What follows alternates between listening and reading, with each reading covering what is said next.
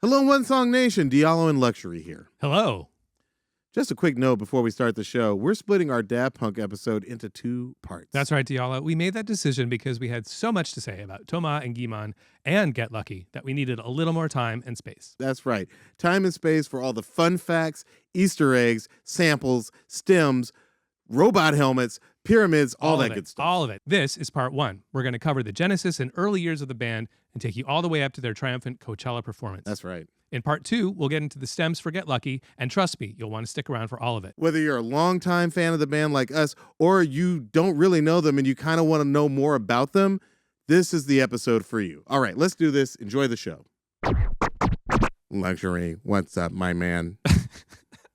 Sorry, that was a robot voice. I could tell what you were trying to do. I get it. I'm sorry, dude. I'm so amped. I'm so excited. Okay, so we are talking about a band that Luxury and I love. I think a lot of our listeners love it. And honestly, Luxury and I are just obsessed. We're just obsessed. In fact, I would say that the biggest FOMO moment of my music life came from missing their legendary Coachella performance in 2006. And I did not miss that performance. I was there that night. I saw it. I hate you. I'm so sorry. So sorry, not sorry, but it was pretty incredible. It's everything you've heard. And it was a live set that shifted the landscape of pop music and brought dance to the masses. We're going to talk about that night and Diallo's FOMO a little later on the episode. Must we? But first, let's say a little more about today's song. After its release in the spring of 2013, it went to number 1 in the UK, Australia, Belgium, Germany, Luxembourg. Luxembourg? It went number 1 in Luxembourg. That's really saying something. That's at least a dozen people felt like it needed to be number 1. No Luxembourg shade. I won't have it. It was pretty much number 1 everywhere around the world. Wink, wink, nudge, nudge. God. Except for here in the US, where it was beaten by Robin Thicke's Blurred Lines. I mean, Robin Thicke always beats everybody. You don't want to get beaten out by Robin Thicke. It did, however, win a Grammy, and it was not just any Grammy. It was the Grammy for Record of the Year. And Rolling Stone, they're never wrong, ranked it as one of the 500 greatest songs of all time. Rolling Stone, I'm coming for you. And also, unlike Blurred Lines, it didn't get anybody sued. An important distinction, it's true, yes, to be sure. This time, on one song, we're up all night for good fun, and we're up for Daft Punk's Get Lucky.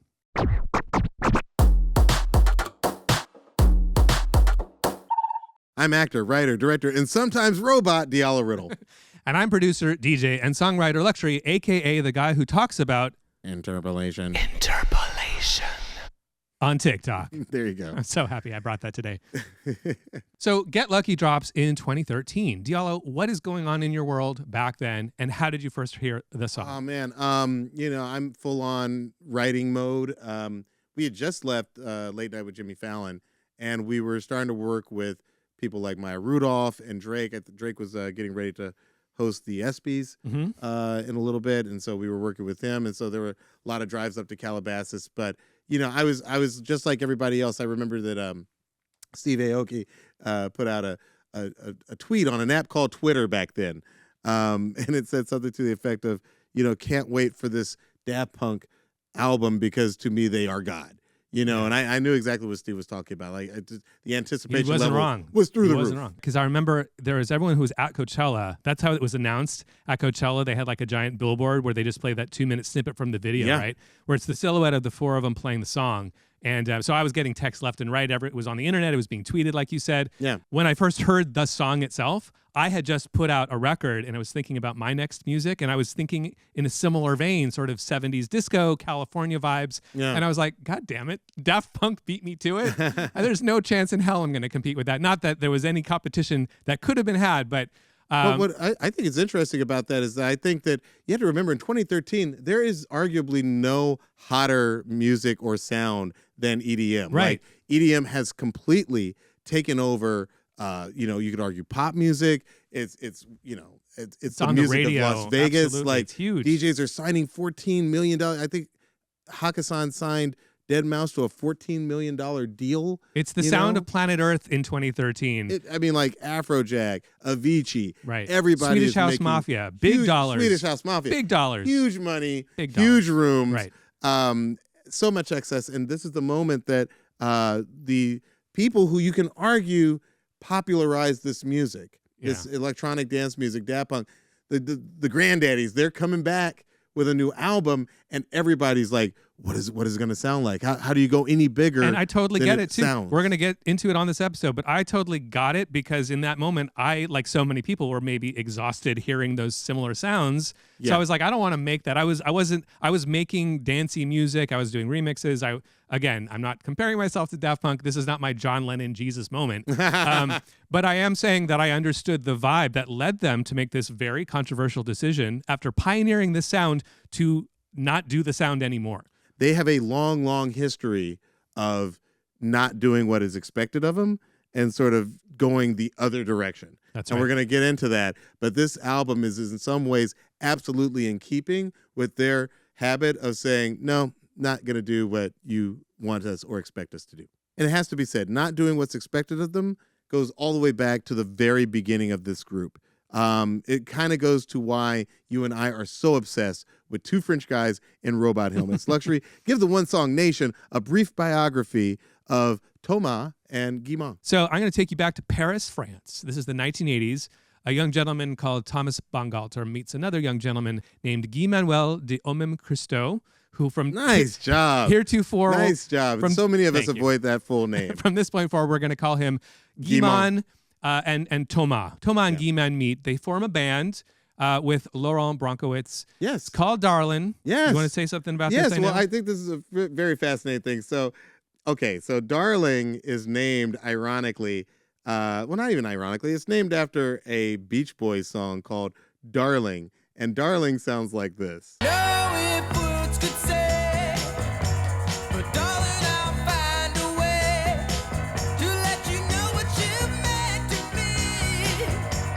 So they're California dreaming that's already. What they were surf guys. Yeah. They were trying to make surf pop, and so that's the Beach Boys. Darling is only around for about 6 months, and they came up with a song called "Cindy So Loud." Cindy so loud, Cindy so loud, Cindy so loud. So that is the first song that Guy-Man and Thomas ever put out with their friend Laurent, who goes on to be founding member of the band Phoenix. That's right. Yeah. Two seminal bands came out of this one. Out of France. I really love that demo, by the way, because it gives out such like demo vibes of like a teenage band who send this with stars in their eyes to the melody maker, who calls it a Daft Punky thrash, which is the origins of the band's name in their second chapter. There's one more track I want to play from that same demo because it actually has the seeds of what's about to happen next. This is Untitled 18.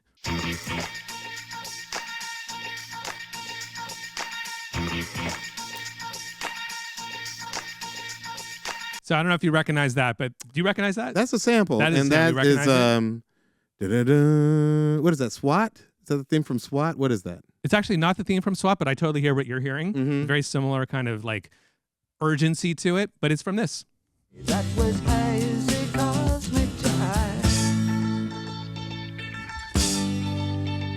There's a starman waiting in the sky. Yeah, so they've already got a Bowie sample. Early days, they're playing with sampling and samples. And, what's cool is that's the first song where you hear sampling coming into their repertoire. And that's where they're like, hey, we kind of like this better than this punk rock thing. And that's the direction they go down that path. This might have been their first foray into music, but music's kind of in their blood. Tell us about Thomas' dad. Perfect timing to step back for a minute and talk about a sort of unsung third member of this band. That's been a theme recently, is talking about the behind-the-scenes people that were big influences. So in this case, it's Daniel Vanguard, a.k.a. Daniel Bangalter, Thomas' dad, who himself in the 70s was a fairly well-known French artist and producer and songwriter. In the 70s, he wrote over 350 songs. His output, his catalog is incredible. It's very eclectic. And he was experimenting with a lot of like exotic rhythms and instruments and really cool eclectic catalog. Yeah. So Daniel Vanguard is making all these incredible songs in the early 70s in France, but his mind is blown after he's in a French club in a Parisian disco, and he hears this song for the first time. Freak out. You freak, say she, freak out. Freak out. That is obviously Chic's Le Freak, a little foreshadowing of another member who we're going to be talking about. That's definitely never coming back into play. That's not going to come back into the story. Exactly. Wink, wink, nudge, nudge. Yeah. So a little foreshadowing of Nile Rodgers is going on there, the guitar player and songwriter for the band Chic. At this point, he changes his direction and doubles down on disco. Becomes a huge disco fan, produces a whole bunch of great tracks, including a couple that I'll play for you now. This is the Gibson Brothers from 1979. This track is called Cuba, or Cuba.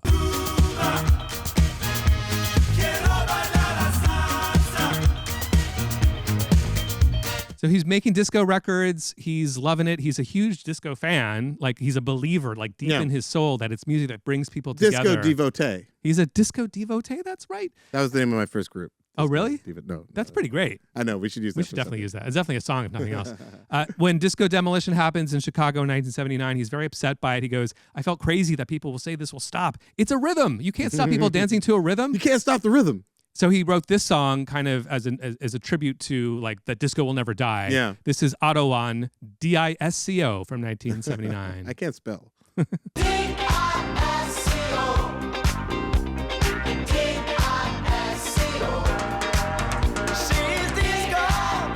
Disco, D-I-S-C-O, periods in between, like it's an acronym. Like it's an acronym, right? My first exposure to Daft Punk, real exposure to them, was in the summer of 2000. I was an intern at Virgin Records.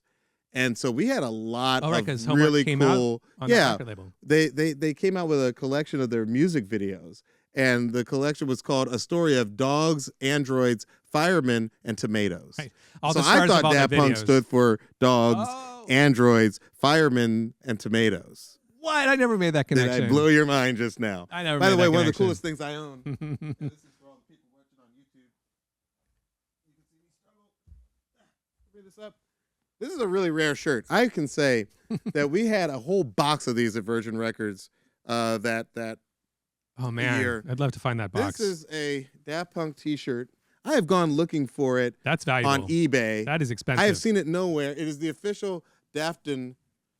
I want to get it right. Dafton Direct Tour Daft Punk Live T-shirt, and you can see where they were playing in the summer and the. I guess it's like the summer of it's all '97. This is like from February to April 1997. But I went look. And if you're the fifth caller, this is yours. Dude, this is 1-800. This is one song. Actually, that's a perfect 1-800 number.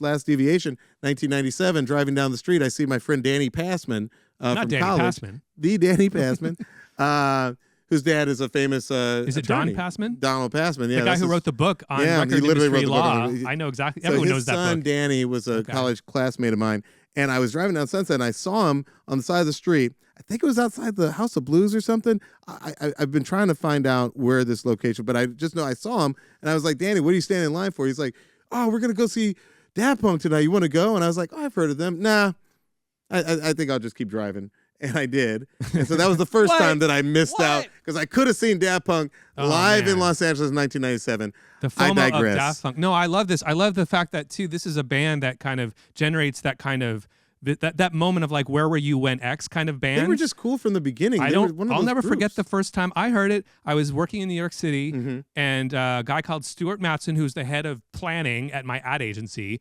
And he was the guy that was always like the cool hunter. Like his job at the agency was to know what was going on. Know what was cool. What's the new cool shoe? What's the new cool whatever? And he walked into my office and he put a CD in my machine. He's like, listen to this. And he played me Homework. I never heard it before. He played it on CD? He played it on CD. Yeah. And that moment is burned into my brain, because that was my first exposure to one of my for these last 20 whatever years favorite bands. Yeah. More than 20 years? Oh my God, 30 years. No. It's been a while. It's been 20. Okay, Jesus. 97. I had to do the That's math. almost in my 30 head. years It's ago. been a while. But we both have 1997 memories of the first exposure. The first to time Daft you Punk. heard that name. Yeah, it was a catchy name. But let's hear some more about the dad. One more thing I want to play from you this is another Daniel Vanguard, a.k.a. Toma from Daft Punk's dad. Another one of his tracks. I think this is really interesting. He's in his disco phase. Check out this song. It's called Dancing Machine. Dancing Machine. Dancing Machine. So, first of all, sick that's track, so right? cool. That That's tune is so a cool sick, track. Right? It's Go a ahead. cool track. Yeah. And you're basically hearing the two words dancing machine for the entire song, 6 minutes long. Repetition.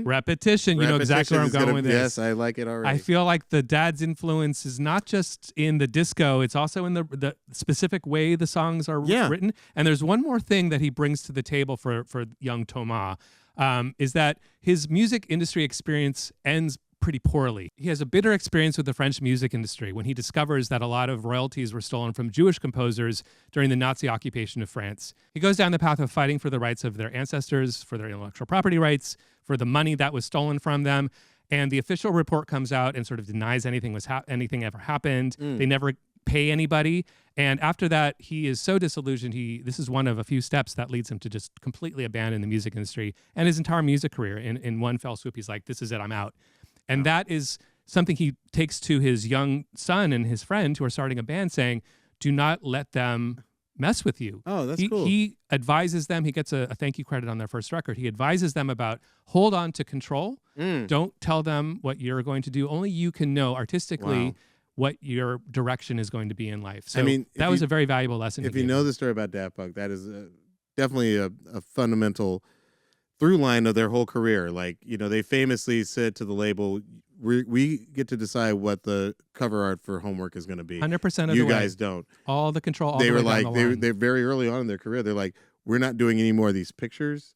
Like we don't want to take any pictures. Like we're going to be, completely in charge of our output. And we also don't want you to like, no offense to the Nightcrawlers, which is like a seminal, house group, but they're like, we're not the Nightcrawlers. We don't want to see Daft Punk 2000, and we had nothing to do with it. Like they were very controlling of pretty much every bit of their process. Absolutely. And it's not like a prima donna from thing the beginning. Where we're like arrogant. I suppose there's a lot that goes into that. They actually care. And no small part of it feels to me, at least, like having their father's experience clearly informed their confidence that this is the way to have a successful and sane career. I think that I think the dad is probably no small part of why they've treated their career completely differently than the average they were artist. always completely hands-on, and we're going to get into it, but like they've turned down so much money so many times. Oh my God, working so with much money so many times. Like Stardust George was supposed to have an album. Yeah, and the labels came to them. They were offered $3 million to record the Stardust album. They're like, no, we did Music Sounds Better with You. We're done. We're good. We're not going to do that. We are definitely going to talk about that song. So, that's a big, important song. So I'm going to walk us through the 90s with this group. So eventually they find out that, with their friends, they have this love of American Chicago house and Detroit techno music. And I want to say to anybody listening to this show, one of my favorite movies about music, and definitely my favorite movie about DJing, is a French film called Eden. Mia Hansen-Løve directed it. And I thought you were going to say that Zac Efron one. No, I'm just kidding. Gosh, I didn't think We you were Are gonna Your say Friends. No offense, I actually have a friend who pops up in that one. I'm going to leave that one alone. But Eden, Eden, French film, 2014, I believe. It is so good. It talks about the relationship of not just the DJ with the music, but the crowd with the music in such amazing, artistically sound ways. The Daft Punk licensed their music to it for the absolute lowest possible amount, which was $3,000. They licensed their entire music they loved it. to this movie for $3,000, and it's generous. because they have this composite character. They have three characters in the movie. They have a composite character that represents sort of the people who they used to party with when they were teenagers and young adults. And these two guys are supposed to be the members of Daft Punk. And then they go off and they become Daft Punk. And this composite character he rises to the high level of being the manager of the bar where they all met. And then at one point they all come back to town. They're like, "Hey, how you been?" He's like, "Oh, I'm managing the bar." But over the course of the movie, you see how the music goes from, that sort of like them trying to sound like their heroes, Paul Johnson and all those people who they name check on the song Teachers, to they go through the electro phase and the Ed Banger phase of music, which, to those who don't know, is like a sort of like, I've heard it called stadium anthemic electronica. And all the way to, roughly when the movie was made, 2014, about the time that Daft Punk comes out with this song. But I do want to walk you quickly through some of their early releases, because some of them don't sound like Daft Punk songs at all. This was the very first song that they ever came out with. This is a single called The New Wave, and I'm just going to play a snippet.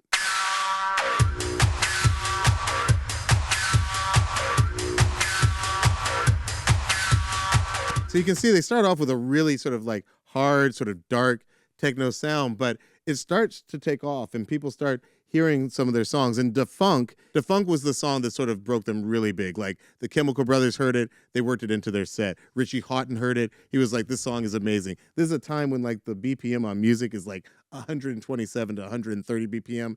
that song clocks in at a cool, 116, 112. Like, it's a very slow song. Yeah. With the funk and music and other songs blowing up, they finally released their first album, which we said they told the label, hey, we have to control every little bit of this album.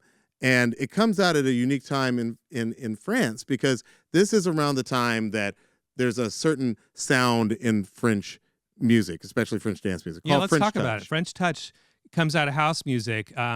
Some of the early pioneers, Cassius and Alan Braxe, who we're going to talk about later Cassius, on. R.I.P. That was such a tragic passing in 2019, Yeah, right before his new album came out, too. Yeah, Philippe Zadar passed away. Yeah. A great producer, did Phoenix, among other things. But they pioneered this sort of interesting new version of house, or I would say builds on house music, which uses the 909 beats. Yep. And the tempos are often faster, but really the new innovations are the way looping is done starts to be like a little bit more repetitious.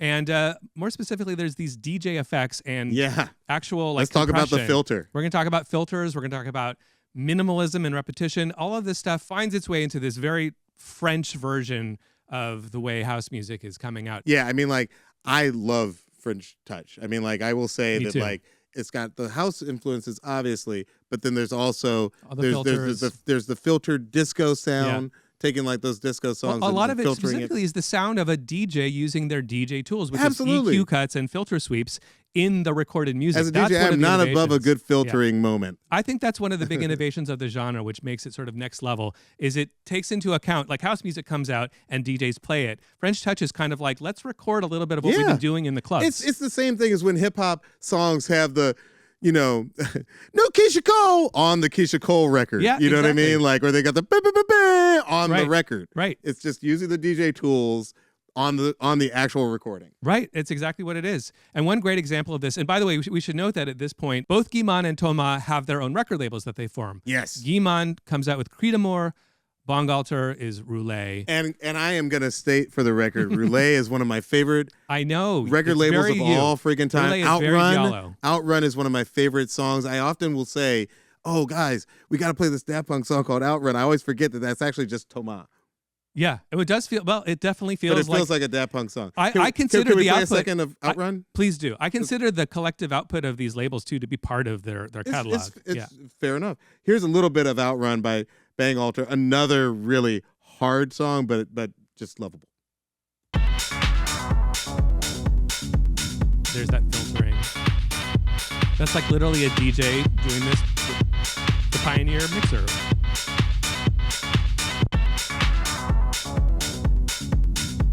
So like it's a hard techno-y song, but like I'm telling you, when you play that song to this day, it goes hard.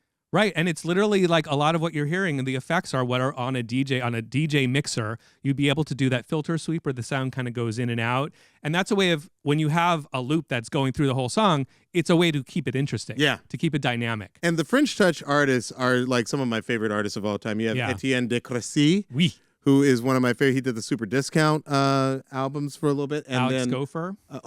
Alex Gopher.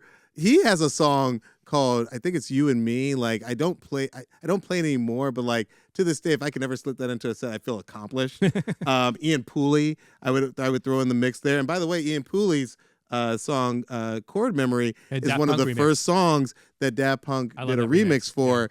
Yeah. And that song is it's sort of a seminal French touch song. Here's a really brief second of Chord Memory by Ian Pooley.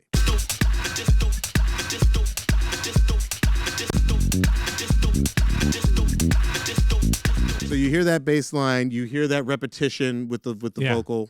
I just want to say that it's funny hearing all of these songs out of the context of the club, because on our show, we're usually playing, songs that are vocally driven. For Daft Punk as producers and the sort of musical output aspect and how they formed their sounds, so much of it is about this repetition. It's about being in the club. It's about the bass. Yes. It's about the trance, like, if you're going till 6 a.m, this is what it feels like. This is the vibe. Into a trance. And the repetition of it, this is one of the innovations, I would say, of French touch, is like you can extend a song for 10 minutes with one sample and one beat with just kind of things coming and going. That's an accomplishment. Now, whenever you label any genre a name, big beat, French touch, garage rock, inevitably there is going to be one track that is kind of recognized as the seminal track in the genre. And we agree. Tell us about Stardust. Music Sounds Better With You. This is maybe our shared. I'm going to be controversial now. Might be my favorite Daft Punk song. Really? I know it's not technically a Daft Punk. Guy-Man is not on this. This is Thomas with Alan Braxe, who we alluded to earlier. Yes. Part of the French Touch scene. And Benjamin Diamond on vocals. Yeah. This is Music Sounds Better. By the way, shout out to Alan Braxe. I think he actually listens to the podcast. He's one of the seminal, one of the really important French producers. Without further ado, Music Sounds Better With You by Stardust.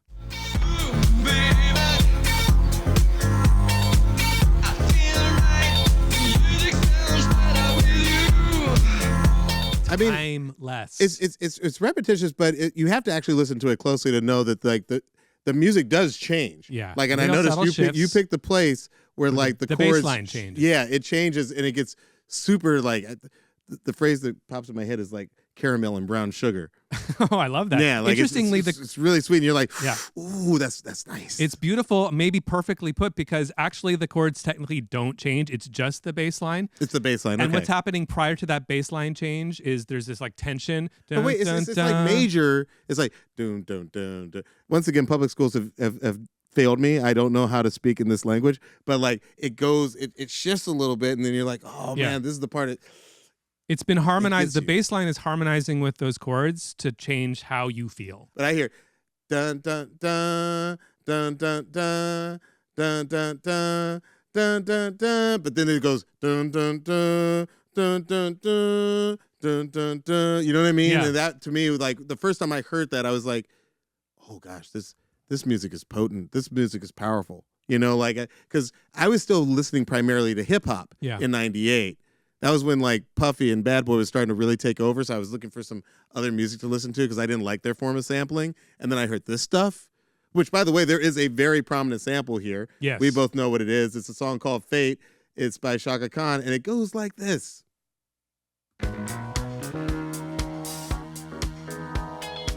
That's it. That's all they sampled. That was it. They just took that little, what is that? Is that 2 bars? That's one bar.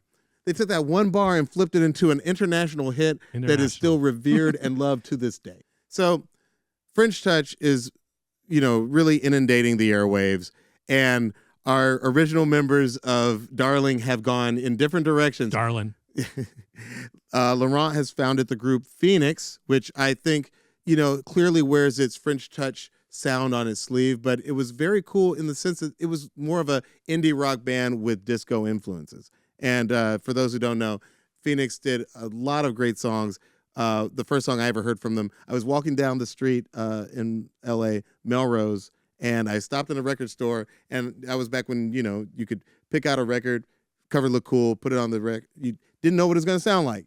And I'll never forget, I was at that Melrose record shop, and I heard this, and I immediately fell in love with Laurent's band. This is If I Feel Better by Phoenix. A thing I don't try to deny. I better learn to accept that there are things in my life I can't control. They say love is nothing but a sore. I don't even know what love is. So you can hear the disco influence in that a lot. And Phoenix obviously went on to a very long indie-inspired career. But at the same time, Guy-Man and Thomas were working on what I consider a pure masterpiece of a record. Not only do we think that Discovery is just an outstanding album, it's so infectious. It really does create this weird zone between pop and dance music where it's like, why was there ever a line there? And it's a great second album. We've talked on the show in the past. If you can nail that second album, that usually cements something. Like if you think about Low End Theory, that was their second, studio album. This is Daft Punk's second for Tribe Called Quest. This is Daft Punk's second studio album, and it really cements the idea of them as the robots. They sort of move away from the French Touch sound entirely and create something that sounds unique and distinctly robotic. And that's going to carry them for most of the rest of their career. Yeah, this is where they invent and create this idea of them becoming robots. The joke of it for them was that there was an accident in the studio while they were making this record. And from this point forward, you never see them without their masks. Can I say something about the masks? First off, brilliant on their behalf. They don't have to show up at every show. In fact, there was a great story in that book you gave me that said that I think it was at Fabric. It was at one of the, maybe Heavenly Social. It was at one of the big British, venues. And they basically, they didn't show up. Ironically, they left town early because they had to go record with Roman Anthony. They had to go record one more time. Glad they took off and recorded when they did. That was worthwhile. They didn't show up at the show, so they put two other DJs up there. It could be anybody. Nobody knew what Daft Punk looked like. Brilliant. And they performed. I will say the first time I ever saw Daft Punk live, after missing them in 1997, was at Nikki Beach. This is back when the Winter Music Conference was like the big deal in dance music every year. Now we have Vegas. Ibiza is still going strong. But back then, Winter Music Conference was a really big deal. And I remember that Daft Punk was DJing on Nikki Beach, and I went to see him, and yeah, there were two guys. I'm pretty sure I actually saw them, the real guys.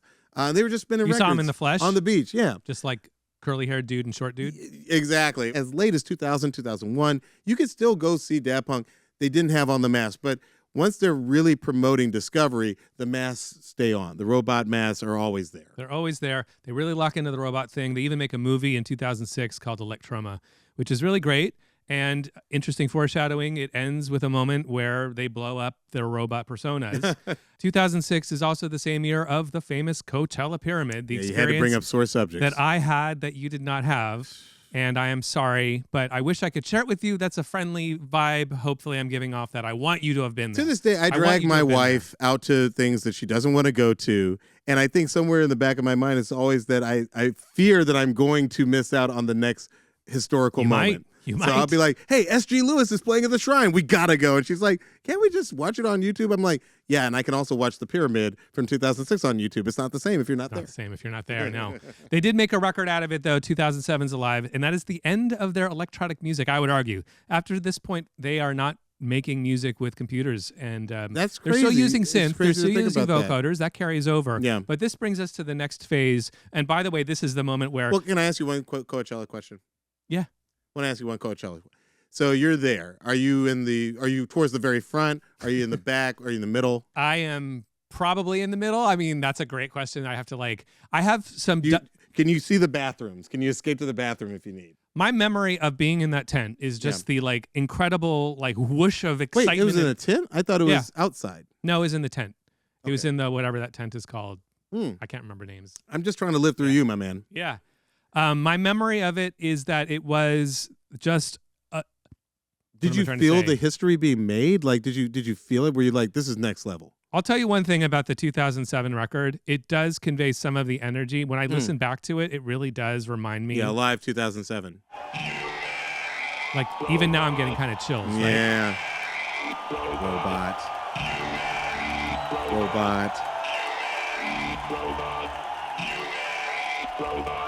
That was... I'm getting chills now, and I was in the room at the time. The excitement of that moment was... The simplicity of it was devastating. Like, they had a pyramid. It's two guys. You can't see their faces, and they're robots. But the magic of the music being familiar, because these are tracks we all knew and loved going into it. The excitement that Daft Punk, I'd never seen them before. Like, there was a buzz about it. That was all... Yeah. That was the energy of that moment. Can I just say real quick, just one last... thing about Coachella. I had been at every Coachella since the very first one, 1999. Coachella was a one-day event, and I drove out to the desert by myself because I wanted to see the Chemical Brothers and Underworld. Beck was the headliner. That's a great lineup. Beck was the headliner, but I wanted to see the Chemical Brothers and Underworld. Two things happened. One, I realized that I loved, because I drove, I realized that I loved electronic music without any drugs, and I was completely sober. I'm sure that everybody around me was completely messed up. In fact, one guy I'm pretty sure was 100% messed up. But I was sober, and I loved Underworld, and I thought that was a great show. I remember walking over to the Chemical Brothers, passing Beck, and they were performing songs off of the album Surrender. And there's a song called Music Response on there.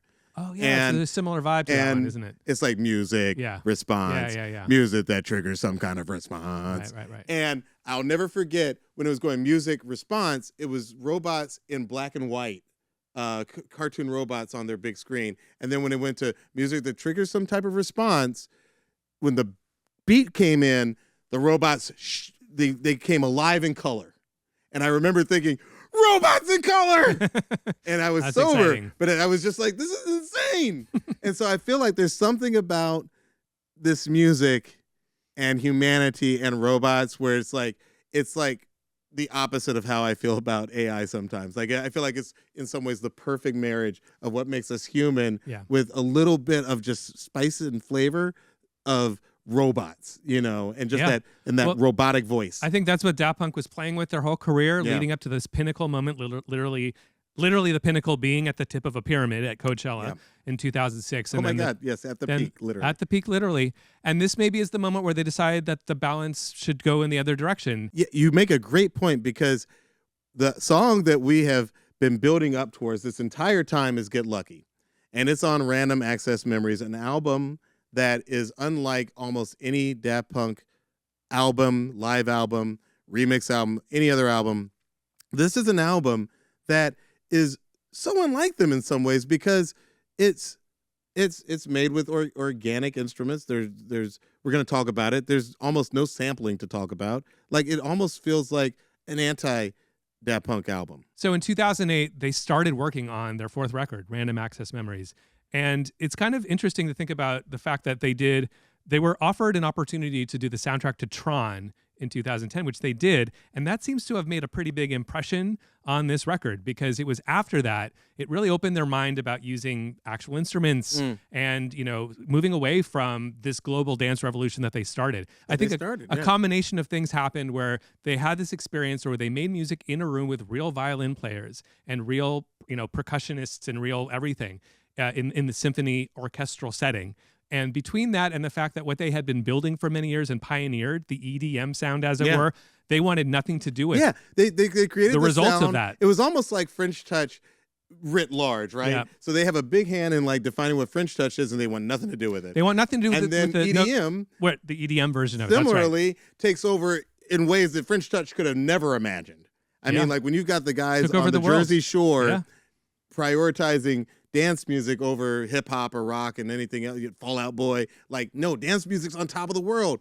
Yeah. You guys, this is your music. Especially for the generation like ours that grew up post-disco demolition, where especially in America, there was an anti-dance music It was sentiment. hostile. Dance it was hostile. hostile. It was Yeah. dance hostile. That's But right. like now, they have been, I would say, through One More Time and songs like that, they've helped take over the world. And once again, they want nothing to do with it.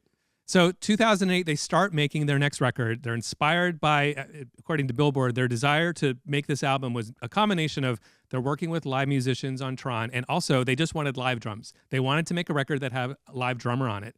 So it takes 2 years to make, which is spread out over 5 years. It took them from 2008 to 2013 to make. They're inspired by the classic 70s expensive albums like Pink Floyd's Dark Side of the Moon and Fleetwood Mac Rumors.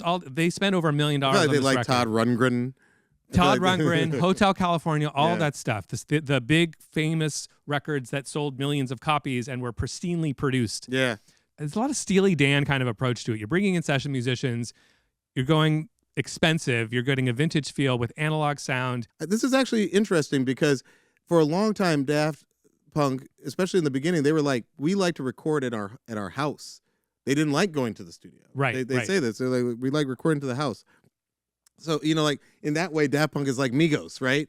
Migos recorded their first record in a closet. You know what I mean? Like Yeah. a lot of people say, DIY. I'd like to like record in my place. They're ready for the my next step. space. They're ready for not DIY. They're ready Yeah. to spend money, go to other places, interesting. and not even touch the music. So much of their first 3 records are all produced, meaning they made everything. It's producer in the sense of the word, almost the hip hop electronic sense. Yeah. As opposed to the Rick Rubin laying back and giving instructions. We're going to talk sense. about that at the end of the episode about sampling, but yeah, go ahead. Yeah, so they're being so up until this point, they've been very hands-on and direct. For the first time, they're coming up with ideas in Pro Tools, but then they're saying, hey guys, hey top-notch session players here in, I think, Henson Studios in LA, do something like this, but run with it and see what you come up with. And they're For real, essentially, Henson Studios? I think, I didn't know that. That's actually hilarious because Henson Studios is like at the corner of La Brea and Sunset. It's got a big Kermit the Frog out there. Kermit the Frog. It's literally a block away from A&M Records' old headquarters where, Herb Alpert and Jerry Moss did their thing. So that it's crazy that it comes from here. Yep, exactly. So they record these musicians playing their song ideas that come from just real bare bones, putting together a chord change here, a beat there, a synth part there. The musicians play, they jam, they come up with ideas on their own, and this recorded material becomes the basis of what Daft Punk goes away with and comes up with final songs. I can't wait to hear these musicians, the improvisations. Don't go anywhere. Not just any musicians. Yeah, exactly. We say seriously, I know that was a lot of setup for the show. But we are about to get into Get Lucky. Don't go anywhere. Keep listening all night till the sun. Luxury, this has been an absolute joy. Help me in this thing. All right. Well, I'm producer, DJ, and songwriter Luxury. And I'm actor, writer, and happily robot DJ Diallo Riddle. And this has been One Song. We will see you next week. Don't forget to give us 5 stars on your favorite podcast platform and leave us a nice review and tell all your friends. We'll see you next time. We'll see you next time. You can find us on Instagram at Diallo, DIALLO for me. And I'm at Luxury, LUXXURY. And on TikTok, I'm at Diallo Riddle. And at TikTok, I'm at LuxuryXX. I like that you got both. Yeah. Hey, One Song Nation, a reminder that this is the first part of a 2-part special on Daft Punk. Next week, we'll be back with a deep dive on the song Get Lucky. We'll be talking about how the song was made, including the contributions from Nile Rodgers and Pharrell Williams. We'll also be talking through our favorite Daft Punk samples. That's right, Diallo. It's a really special episode. We're excited to share it, so tune in next week for part 2. Or part 2, I should say.